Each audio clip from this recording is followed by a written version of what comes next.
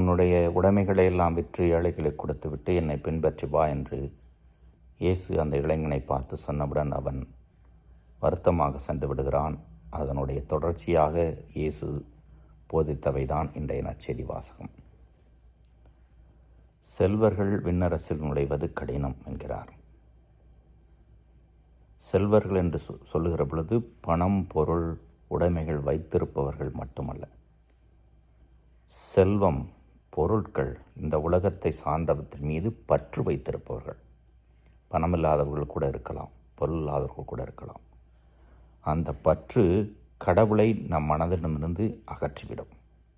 அந்த ஒரு எச்சரிக்கையை தான் தருகிறார். சில நேரங்களிலே பணம் வைத்திருப்பவர்கள் கூட அதை பற்றில்லாமல் ஏழ்மையான மனதோடு பிறர் நலத்தோடு இருப்பதையும் பார்க்கிறோம். எனவே இந்த உலக பற்று மறு உலக வாழ்வுக்கு தடை என்பதை தான் எச்சரிக்கையாக தருகிறார். எதையெல்லாம் கடவுளுக்காக, விண்ணரசிற்காக இழக்கின்றோமோ அது பல மடங்கு கிடைக்கும் என்று ஒரு ஆசிரியரையும் தருகிறார். புனிதர்கள் பலருடைய வாழ்விலே இது நடந்திருக்கிறது. துறவிகள், குருக்கள் பிறருக்காகவும் கடவுளுக்காகவும் தங்கள் வாழ்வை இழந்த, அர்ப்பணித்த மக்கள். இவர்கள் வாழ்விலே இதை அனுபவமாக பார்க்கலாம். எனவே நம்மை நாம் ஆய்வு செய்து பார்த்து கொள்வது நல்லது.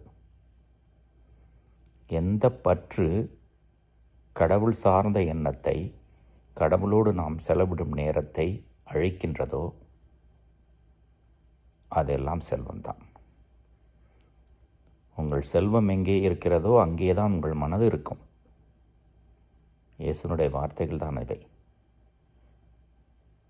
ஒரு நாளில் பல மணி நேரம் எதை பற்றி யோசித்துக் கொண்டிருக்கிறோம், எதற்காக வாழ்கிறோம், எதற்காக போராடுகிறோம், எதை செய்து கொண்டிருக்கிறோம் என்ற நம்மையே நாம் ஆய்வு செய்து கொண்டால் இயேசுனுடைய இந்த எச்சரிக்கை நமக்கு புரியும்.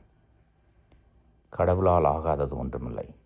பற்றற்றவர்களாக வாழ்கின்ற பொழுது கடவுள் மீது பற்றை அதிகரிப்பதும் விண்ணக வாழ்வை பரிசாக்கிக் கொள்வதும் கடவுளுடைய அருளே. இறைவன் என்னென்றும் வாழ்த்து பெறுவாராக.